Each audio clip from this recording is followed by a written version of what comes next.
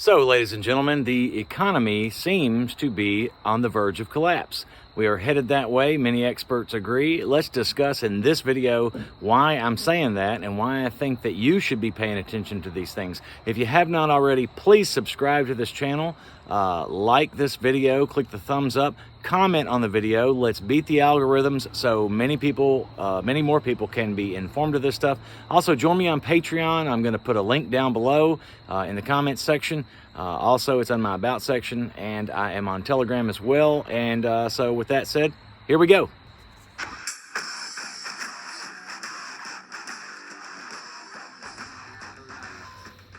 So let's talk a little bit about economic collapse, because this seems to be the path that we're going on. You know, we talk about, as preppers, people in this genre, other channels like myself, we talk about all the different ways that we see it going down.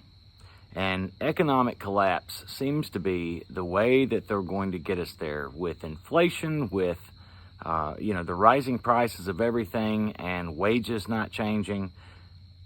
And so let's mention a little bit of this. There's probably not an institution in American life that has more effect on how you live, but that we talk about less than the Federal Reserve. People don't care to talk about the Federal Reserve because it's pretty complex.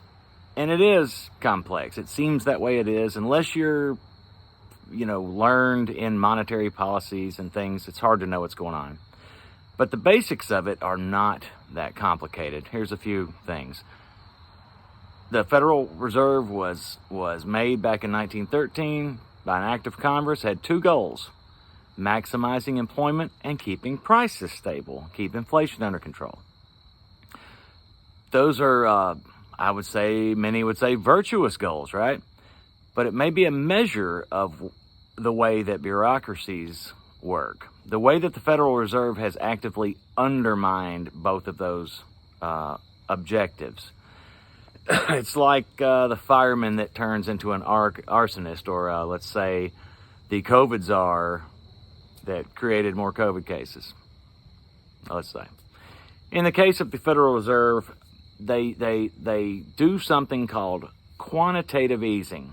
Since 2008 in the financial crisis, they every month the Fed have printed over 100 billion new dollars in American currency, and they inject them into our financial system. They do this by buying assets, bonds, securities, things like that. It is not normal.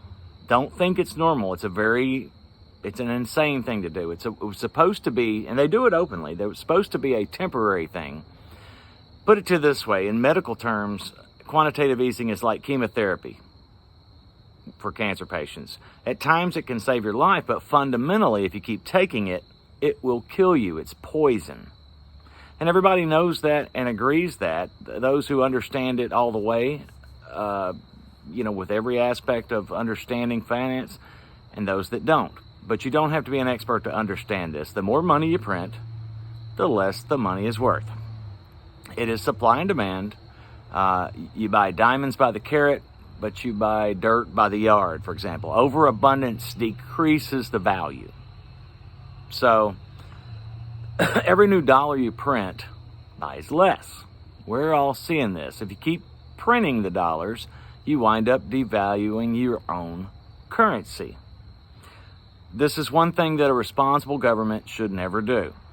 It may enrich banks, small numbers of big investors that give to different parties, but it screws everyone like you and I who works and saves. Now, at its least, it is immoral.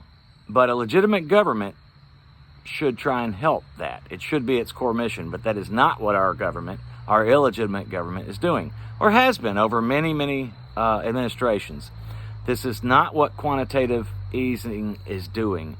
Wall Street mentions QE infinity. That's quantitative easing infinity, not going to end. It's a reckless policy. Everybody knows it, including people who are getting rich by it. Hedge funds, stock guys, and all that stuff. The Fed swears they're going to to finish, to end it. They have started a process that they call tapering, where they're going to slowly slow the money that they're printing. They said a few months back that they're going to start doing this back in the spring. They backed up that promise, doubled down on that promise in summer, that they were going to begin to taper. But no, the binge continues. Last month, the vice president of the Fed insisted that the Fed is about to do it. The conditions to begin to detox this problem have all but been met, but as of today, they're still doing it. They're spending your money willy-nilly as if we're the richest country in the world, and we always will be. But the effects on our country are as this. Let's say, I'll give you an example. In the short term, vodka. It's 3 a.m., you're drunk. It's 3 a.m. in the morning, like I say, and the presentation you got to give, and 4 or 5 hours later, you're like, I got it. Night guy, vodka guy says, you've got this. But you don't have it at all.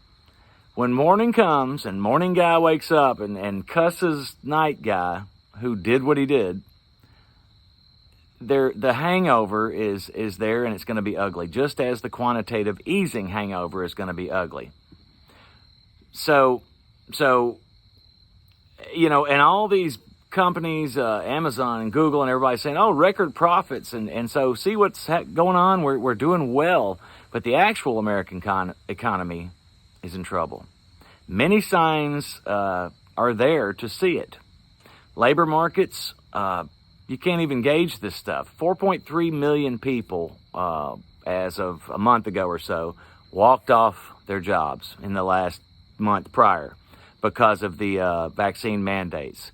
GDP growth dropped from 6% to 1.5%. This is, again, a month ago information. Small businesses are all but dead, many of them. And perhaps the most ominous one, inflation, is here. It is not temporary, caused by COVID-disrupted supply chains, but it's actually here. It is really, really here. So we need to be thinking in terms of what we can do to have the things that we need, to be able to afford the things that we need, to be able to navigate in this world of in our country of prices going up, the dollar value going down, and then on top of that, supply chain issues that are going to keep you from being able to do what you need to do when you need to do it. Get what you need to get when you need to get it. These are real problems. Many of the people that I talk to who know a whole lot more about this stuff than I do say that this is the way they're going to squeeze us out, through economic collapse. So just a few things to think about, ladies and gentlemen, just a few more things to think about. We've got so much to think about, and I hope you are doing your thinking about these things.